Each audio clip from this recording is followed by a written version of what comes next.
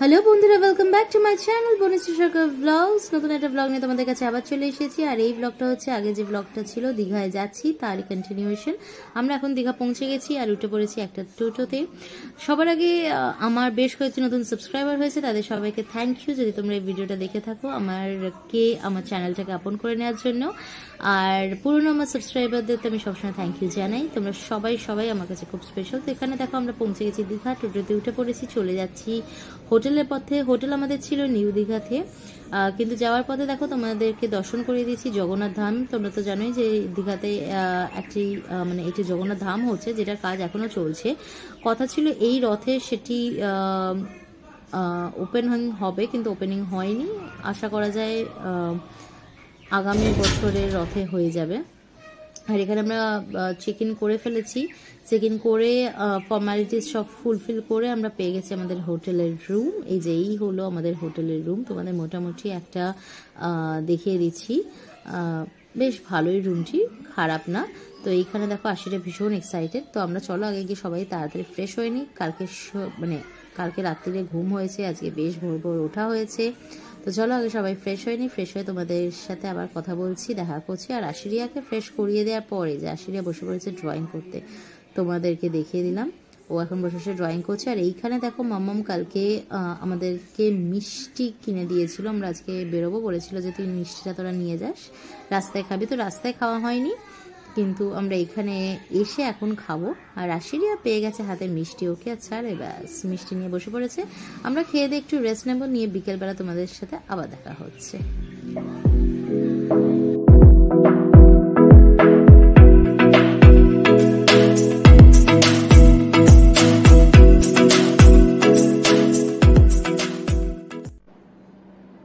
Rest নিয়ে সন্ধ্যেবেলা চলে এসেছি বিচের ধারে। আমরা কিন্তু থাকি নিউ দীঘাতে, আর সন্ধ্যেবেলা চলে আসি ওল্ড দীঘাতে। আমরা দীঘা গেলে বরাবর এই স্কেডিউলটাই ফলো করি, মানে এই রুটিনটাই ফলো করি।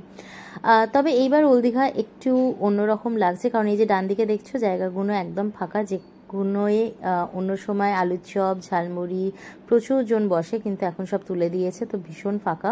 আলুর চপ মুড়ি খাবো ভেবেছিলাম, সেটা হলো না। তো অগত্যা গিয়ে আমরা ঘুরতে ঘুরতে ফুচকা পেলাম। তো সঞ্জীব হঠাৎ বলে ফুচকা খেতে ইচ্ছে করছে। নর্মালি সঞ্জীব বলে না ফুচকা খেতে ইচ্ছে করছে, তো ফুচকা খেলাম।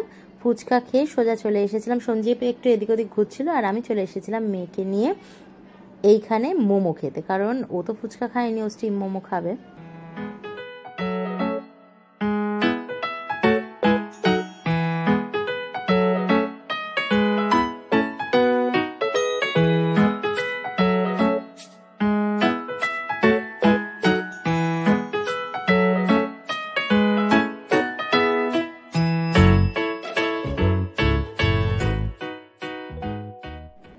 স্টিম মোমো খেয়ে দেখো তোমাদের মোটামুটি দেখালাম, জায়গাটা ভীষণ সুন্দর করে সাজিয়েছে।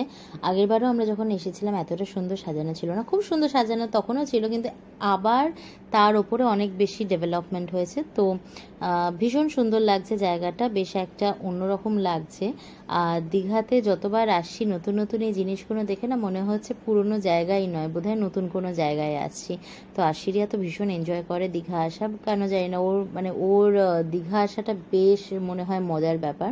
তো দীঘায় এসে ওকে তো খুঁজেই পাওয়াই যাচ্ছিল না। আমি আর সঞ্জীব বসেছিলাম, ও খানিকক্ষণ বাবা ফটো তোলো, এখানে তোলো ওখানে তোলো করে প্রচুর ফটো তুললো, দিয়ে তারপর বাবার হাত ধরে ধরে বেশ জায়গাটা ঘোরা হলো।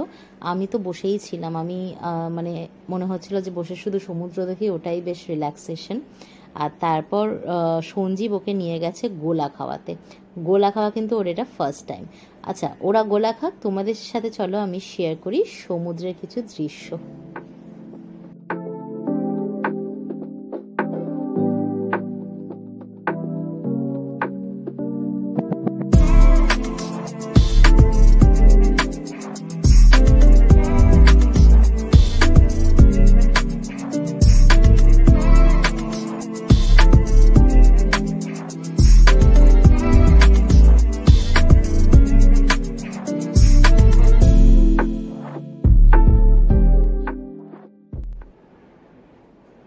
সমুদ্রের ধারে বসে তো শুধু সমুদ্র দেখা নয়, মুখ কিন্তু টুকটাক চলতেই থাকে।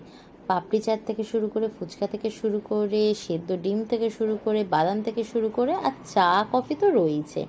কতবার যে খেয়েছি তার কোনো ঠিক নেই। তবে এখানে একটা জায়গায় তোমাদের দেখালাম যেটা খাজা ভাজছিল, খাজা একটু ট্রাই করলাম, গরম গরম ভাজছিল। তবে বলতে নেই, খাজা কিন্তু আমার একদমই ভালো লাগেনি মানে আমি কম্পেয়ার করে ফেলেছিলাম পুরীর খাজার সাথে, যেটার সাথে একদমই পুরীর খাজার সাথে মিল নেই। পুরীর খাজা ইজ পুরীর খাজা, এরকম কাদের কাদের মনে হয় তারা কিন্তু কমেন্ট করো যে পুরীর খাজার মতন খাজা কোথাও পাওয়া যায় না। তারা কিন্তু অবশ্যই আমার চ্যানেলটাকে মানে চ্যানেলে আমার এই ব্লগটার নিচে কমেন্ট করবে। আর এইখানে দেখো আশিরিয়া তো যাওয়ার নামগন্ধ নেই, যদিও অনেক রাত হয়ে গেছিলো, ওকে টেনে টেনে নিয়ে যাওয়া হলো। আর আমরা ডিনারটা ভেবেছিলাম করব হচ্ছে বলাকা রেস্টুরেন্টে, তো সেই মতন এখানে চলেও এসেছি। বলাকা রেস্টুরেন্টটা হচ্ছে ঠিক ওল্ড দীঘার যে স্ট্যান্ড আছে, মানে অটো স্ট্যান্ড, রিক্সা স্ট্যান্ড যে স্ট্যান্ড আছে, যে গলিটা দিয়ে ঢুকছো তার ঠিক উল্টো দিকেই হচ্ছে বলাকা রেস্টুরেন্টটা। তো এখানকার খাবার আমার ভীষণ ভালো লাগে, মানে ডিনারটা আমরা চেষ্টা করি এখানেই করতে, এখানকার খাবার ভীষণ ভালো লাগে। আর আমরা অর্ডার করেছিলাম হচ্ছে রুটি, চিলি চিকেন এইরকম অর্ডার করেছিলাম। তো ভাত মানে ওই ভাত, ডাল, মাছ এরকম জাতীয় কিছু অর্ডার করিনি, আর ফ্রাইড রাইসও করিনি। তো চিলি চিকেনের সাথে রুটির কম্বিনেশনটা আমি সঞ্জীব দুজনেই খুব পছন্দ করি, তো সেই রকমই অর্ডার করেছিলাম। আর আশিরিয়াকে এখান থেকে একটা বল কিনে দেওয়া হয়েছিল, সেই বলটা নিয়েই ও খেলে যাচ্ছে। ওর খুব দুঃখ ছিল যে ওকে কিচ্ছু খেলনা কিনে দেওয়া হচ্ছে না। কি খেলনা কিনে দেবো, ওখানে যা ছিল প্রায় সবই আছে, ডাবল করে কিনে আনার কোনো মানে হয় না। তো এইটা দেখলাম আশিরিয়ার নেই, বা এটা কিনে দেওয়া যায়, তোকে একটা বল কিনে দিয়েছিলাম। আর এই দেখো আমাদের খাবার চলে এসেছে, আমরা রুটি নিয়ে নিয়েছিলাম, চিলি চিকেন নিয়ে নিয়েছিলাম। আর আশিরিয়া তো এখন বড় হয়ে গেছে, ও আমাদের সাথে রুটি চিলি চিকেনই কিন্তু খেয়েছে। আর ফিরতে ফিরতে আমরা কিনে নিয়েছিলাম একটা আইসক্রিম, যেটাকে আমরা তিনজনে শেয়ার করে খেয়েছিলাম। তো তিনজনে একটাই আইসক্রিম শেয়ার করছি। এখন হোটেল যাব, হোটেলে গিয়ে সোজা ফ্রেশ হয়ে ঘুমোবো, কারণ টায়ার্ড কিন্তু আমরা আছি, আর রিল্যাক্স করতে এসেছি। তো একটু তাড়াতাড়ি বেশি হেকটিক শিডিউল করে লাভ নেই। তো ইচ্ছা আছে কালকে সকালবেলা বেরিয়ে টুকটাক কিছু জায়গায় যাওয়ার, তবে খুব একটা যে একদম সাইট সিন করতে যাবো সেরকম কিছু নেই, হালকা ফুলকা কোনো জায়গাতেই যাব। তো চলো আজকের মতন ব্লগটা এখানেই এন্ড করছি। তোমরা যারা আমার চ্যানেলটা নতুন দেখছো, এই ব্লগটা প্লিজ সাবস্ক্রাইব করে আমার সাথে থেকো, আর সবাই মিলে কমেন্ট করো আমার ব্লগগুলো তোমাদের কীরকম লাগে। ওম সাইরাম, টাটা, বাই বাই।